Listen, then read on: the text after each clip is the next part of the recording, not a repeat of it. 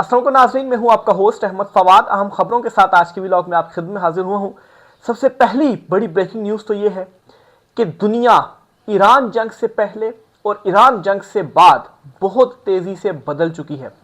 America जो कि super power था, उसका जो स्टेटस था सुपर पावर का, वो उससे छिनने जा रहा है, क्योंकि उसके अपने इत्तेहादी, उसके अपने नेटो इत्तेहादी ना सिर्फ उससे इत्तेहाद तोड़ के एक और ब्लॉक बना रहे हैं, बल्कि खलीजी ममालिक, वो खलीजी ममालिक जो पूरा पूरा इन्हसार कर रहे हैं अमेरिका के ऊपर कि वो हमें प्रोटेक्ट करेगा, वो भी अमेरिका पर अब एतमाद करने को तैयार नहीं है। ये दो बहुत ही इंपॉर्टेंट जो डेवलपमेंट्स हैं वो हुई हैं अमेरिका के लिए। ये जंग छेड़ने के बाद सिर्फ ईरान से ही उसे हजीमत का सामना नहीं करना पड़ा, बल्कि ओवरऑल इस खित्ते में जो असर रसूख है ना सिर्फ वो कम हुआ है अमेरिका का, बल्कि अब कोई अमेरिका की बातों को सीरियस या उसकी धमकियों को सीरियस भी नहीं ले रहा। और इस वजह से जी कि वो ये कहते हैं कि बस ये ट्रंप है, ये बोलता रहता है और इसने धमकियां देनी है और इसने ये करना है, हम अब अल्टरनेट इसके तलाश कर लें, जो अब हमने कर लिए। इसको कुछ एक्सक्लूसिव डिटेल्स आपके साथ शेयर करूंगा। फिर इसके साथ एक और झटका भी है अमेरिका के लिए कि दुनिया में ऐसे होता था कि जिस मुल्क पर या जिस जमात के ऊपर अमेरिका का आशीर्वाद था ना, उसकी हुकूमत होती थी। लेकिन अब ऐसा नहीं है। अब जिस पर अमेरिका का आशीर्वाद होगा उसकी हुकूमत नहीं बनेगी। अवामी, पूरी दुनिया में अवामी रद्द अमल भी अमेरिका के खिलाफ देखा जा रहा है। क्या पाकिस्तान में भी अब ऐसा ही होने जा रहा है? इमरान खान साहब की रिहाई होने जा रही है, वापसी होने जा रही है। इमरान खान साहब की रिहाई मैं आपको बताऊं कि वो आलमी जो डेवलपमेंट्स हो रही हैं ना, उनके ऊपर आप नजर रखें, उससे कनेक्टेड है। इंटरनली ये आप छोड़ दें। इंटरनली या तो अवाम ने निकलना है, बड़ी तादाद में पुरअमन एहतजाज करें, लाखों की तादाद में सड़कों पर आए तो इमरान खान साहब रिहा हो सकते हैं, जेल से निकल सकते हैं। अदरवाइज इस लीडरशिप पार्टी को छोड़ दें आप।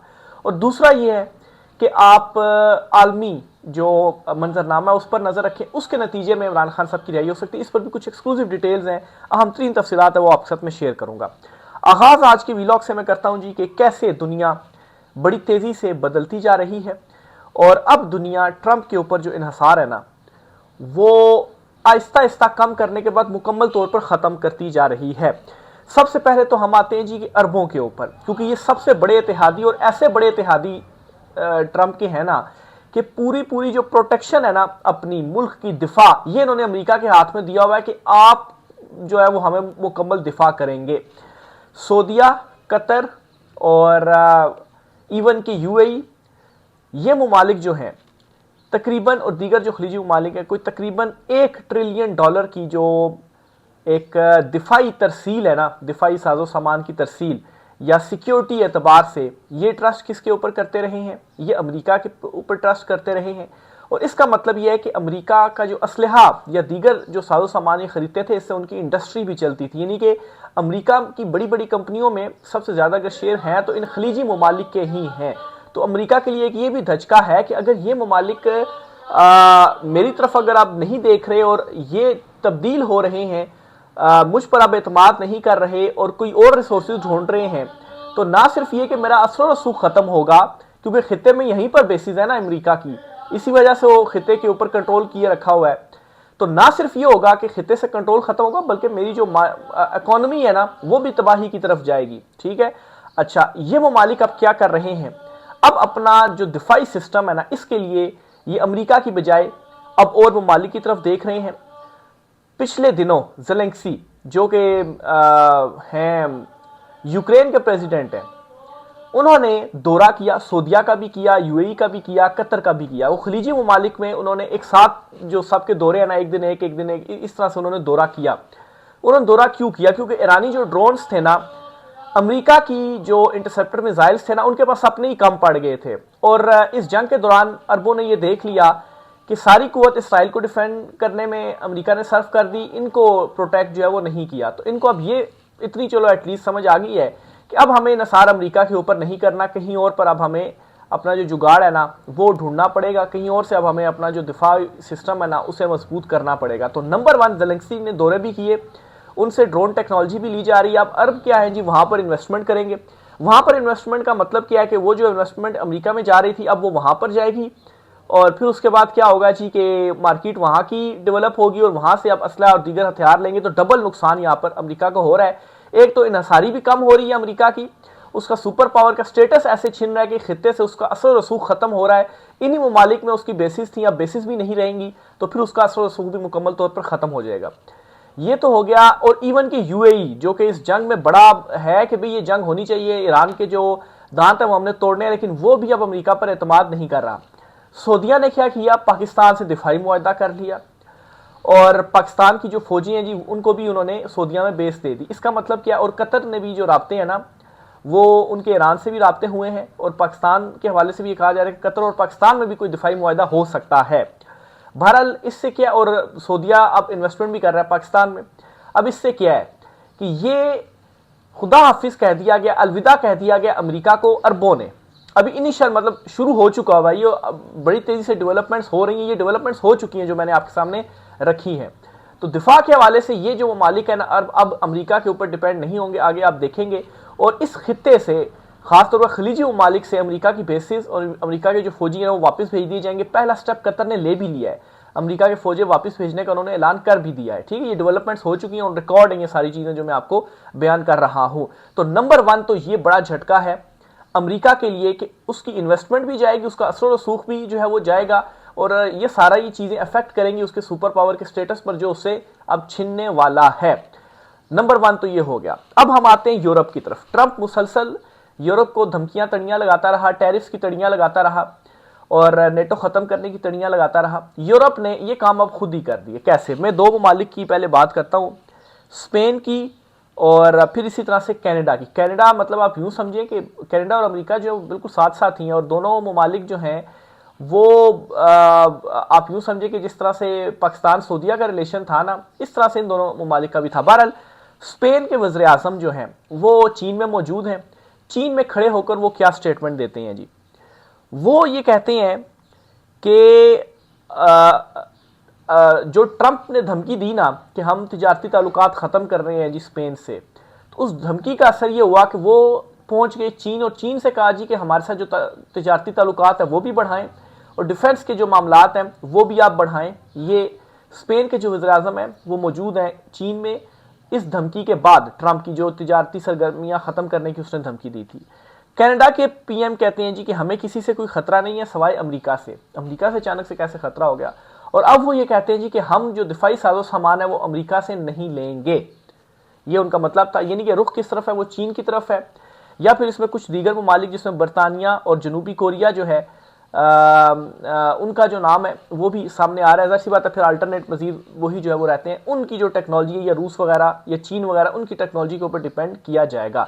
तो अब एक खलीजी ममालिक की तरफ से झटका, दूसरा जो झटका है जी वो यूरोप की तरफ से झटका मिला है। ये पहली मरतबा हुआ है तारीख में कि यूरोप जो है वो अमेरिका के साथ खड़ा नहीं हुआ। हर मामले में यूरोप अमेरिका के साथ खड़ा रहा है, लेकिन अब यूरोप अमेरिका के साथ खड़ा नहीं हुआ। अमेरिका की धमकियों के बाद यूरोप ने क्या किया, अल्टरनेट ढूंढ लिए हैं और वो अब डिफेंस के लिए भी अमेरिका की बजाय चीन की तरफ जो है वो देख रहे हैं। और जहां तक बात है बेसिस की या कंट्रोल की, तो इस जंग के दौरान ऑलरेडी यूरोप ने ट्रंप की मदद से ना सिर्फ इनकार किया बल्कि अपनी फिजाइया भी अमेरिकी जंगी जहाज़ों के लिए बंद कर दी। बेसिस तो दूर की बात है, तो खलीजी ममालिक ने तो इस्तेमाल होने दी ना, तो बाद में उनको समझ आई कि अमेरिका तो बस हमें यूज़ कर रहा है, प्रोटेक्ट जो है वो नहीं कर पा रहा। तो खलीजी ममालिक अब इस तरफ अब जा रहे हैं, यूरोप जा चुका है और यूरोप आगे अब देख रहा है, और वो अमेरिका से निकलकर अमेरिका से इतिहाद, अमेरिका ने पहले इतिहाद तोड़ने की बात की ना, तो वो कहते हैं अच्छा ठीक है जाएं आप तोड़ें इतिहाद, हम दूसरी तरफ अपना अल्टरनेट जो है वो देख रहे हैं और अब हम दूसरी तरफ जा रहे हैं, और वो जा चुके हैं। ये स्पेन और कनाडा की बात की, इसके अलावा इटली और फ्रांस जो हैं वो भी बड़ी इंपॉर्टेंट स्टेटमेंट्स दे चुके हैं। वो ये कह चुके हैं, उन्होंने बल्कि पहले ये स्टेटमेंट्स दी थी जी कि हम इस जंग में भी आपके साथ शामिल नहीं हैं और हम आपको कोई बेसिस या हम आपको कोई फिजाई जो हदूद अपनी इस्तेमाल नहीं करने देंगे। बरतानिया जो है, अभी जो अबनाए हरम्स का मामला है, बरतानिया ने पहले तो ये कहा कि अबनाए हरम्स खुलना चाहिए, ठीक है, एक असूली मौक़िफ़ अपनाया, लेकिन वो तो ओवरऑल सभी बात कर रहे हैं ना कि अबनाए हरम्स खुलना चाहिए, लेकिन वो ये कहते हैं कि जो कुछ अमेरिका कर रहा है ना उसके साथ हम नहीं हैं। बरतानिया अमेरिका के साथ वो भी अब खड़ा नहीं हो रहा है। बरतानिया और अमेरिका के भी इतिहाद को बड़ा माना जाता था कि इनका भी बड़ा मजबूत इतिहाद है, लेकिन बरतानिया की तरफ से भी बेशतर ये जो स्टेटमेंट्स हैं वो आ गई हैं, और उन्होंने ये भी कहा कि अगर आपने ईरान पर अटैक करना है और हमारी बेसिस यूज करनी, तो फिर हम आपको अपनी बेसिस यूज नहीं करने देंगे। आपने जहाज सामान तो खड़ा कर दिया है, लेकिन यहां से ईरान के ऊपर अटैक नहीं होगा, यहां तक जो बरतानिया वो कह रहा है। तो खलीजी ममालिक और यूरोप, ये दोनों किस तरह जो है एक नया ब्लॉक की तरफ चले गए हैं। अमेरिका सारी सूरत में तनहा रहेगी। इसका मतलब ये है कि अमेरिका का खित्ते से कंट्रोल खत्म होने का क्या मतलब होगा कि ये जो जंग है ना ईरान के साथ, मुज़ाकरात की टेबल पर जब आप बैठेंगे ना तो आपको पीछे हटना पड़ेगा, और जब आप पीछे हटेंगे ना खित्ते से भी आपका सूख खत्म, तो फिर अमेरिका जो है वो बस सिर्फ अमेरिका की तरफ ही जो महदूद है वो रहेगा, खित्ते से उसकी जो एक वो है वो खत्म हो जाएगी। और जो ये कहा जाता था ना कि जिस पार्टी के, जिस मुल्क के सरबराह के ऊपर अमेरिका हाथ रख दे, अमेरिका का आशीर्वाद हो, वो इलेक्शन जीत जाता है, वो हुकूमत बना लेता है। ये मिथ भी अब टूट गई है। और एक और मिथ भी टूटी और वो है बयानिए की। और पहली मरतबा ऐसा हुआ है कि अमेरिका बयानिए की जंग में भी हारा है ईरान के साथ। अब इस पर भी कुछ तफसीलात हैं, वो भी मैं आपके साथ शेयर करता हूँ जी। हंगरी का इलेक्शन हुआ है, गालबन परसों ये इलेक्शन हुए हैं, और जिस जमात के सरबराह को ट्रंप सपोर्ट कर रहा था उसका आशीर्वाद था। जेडी वैंस ने इलेक्शन से पहले वहां विजिट किया, उनसे मुलाकातें की, तस्वीरें खिंचवाई, और मेरे ख्याल से कोई 10-15 साल से उनकी वहां पर हुकूमत थी। उन्हें शिकस्त हुई और वो जमात जीती है जिससे अमेरिका की हिमायत हासिल नहीं थी, और इस पर अवाम ने खासी खुशी मनाई है। और अपोजिशन की तरफ से ये स्टेटमेंट्स आई हैं जी, और इसे यूरोप की फतह करार दिया जा रहा है। अब ये क्या हुआ, यूरोप की फतह करार कैसे दिया जा रहा है?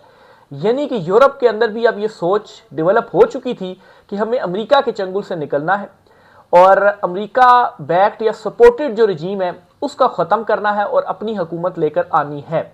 तो क्या हुआ जी कि वहां पर वो इलेक्शन हार गए। अब ये इनिशिएट हो रही हैं चीज़ें, ये आपके सामने मैं रख रहा हूँ कि इनिशिएट हो रही हैं चीज़ें। ज़ाहिर सी बात है ये पाकिस्तान की तरफ भी आएंगी। अब पाकिस्तान में अगर ऐसा होता है तो आपको क्या लगता है कि इमरान खान साहब इस वक्त जो जेल में हैं, मतलब है क्या जो पाकिस्तान में मौजूद ताकतवर है सिर्फ उनकी वजह से हैं? ये एक इंटरनेशनल गेम भी है। जाहिर सी बात है इंटरनेशनली भी देखा जाए तो अगर इमरान खान साहब जेल में ना होते और पाकिस्तान में इमरान खान साहब की हुकूमत होती, तो आप इमेजिन करें क्या ये जंग शुरू हो पाती? इमरान खान साहब जो हैं उनका तो अव्वल दिन से मौक़िफ़ था कि हम सारी सूरत में न्यूट्रल रहेंगे और हम ये शुरू नहीं होने देंगे। उन्होंने तो बल्कि मोहम्मद बिन सलमान को सबसे पहले कन्विंस किया ना, और दोनों के दरमियान जो तनाज़ात थे या गलत फहमियाँ थी दूर करवाई ईरान और सऊदीया के दरमियान, वो इमरान खान साहब थे।